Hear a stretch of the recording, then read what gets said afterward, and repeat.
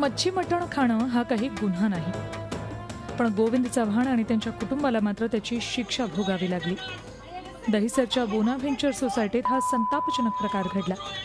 मांसाहार करत असल्यानं चव्हाण आणि त्यांच्या कुटुंबाला अमराठी रहिवाशांनी चोप दिला, तसंच शिवीगाळही केली। पेशानं मराठी नाट्य निर्माते असलेल्या चव्हाणांच्या घरी सोसायटीतल्या अमराठी रहिवाशांनी अंडी तसंच चिखलही फेकला। यांचा प्रयत्न हा आहे की चौथ्या माळ्यावरती गार्डन फेसिंगचा फ्लॅट आहे आणि हा मराठी माणसाला शक्यतो द्यायचा नाही आणि मच्छी मटण खाणाऱ्यांच्यासाठी तर द्यायचा नाही।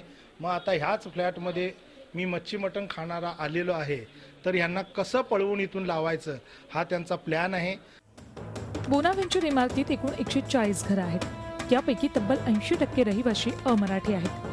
गेल्या अनेक दिवसांपासून तिथल्या रहिवाशांमध्ये मराठी अमराठी वाद सुरू आहे। त्या वादाचा असा भडका उडाला।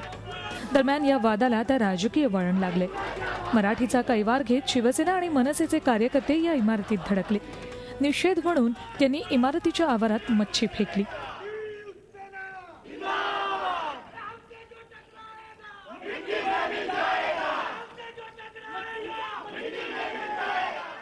काँग्रेसचे आमदार नितेश राणे यांनीही चव्हाण कुटुंबियांची भेट घेतली। मांसाहार करायचा नसेल तर आपापल्या राज्यांमध्ये चालते व्हा असा इशारा त्यांनी अमराठी लोकांना दिला।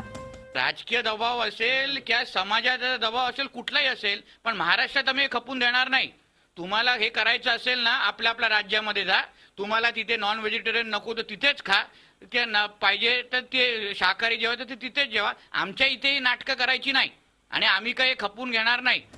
यातलं राजकारण बाजूला ठेवूया, पण आपल्या घरात काय खावं आणि काय नाही हे ठरवण्याचं स्वातंत्र्य प्रत्येकाला आहे। ते ठरवण्याचा अधिकार इतरांना कोणी दिला? मांसाहार करतो म्हणून अशी दादागिरी करणं खरंच योग्य आहे का? कपिल राऊतसह bureau report, Zee media, Mumbai.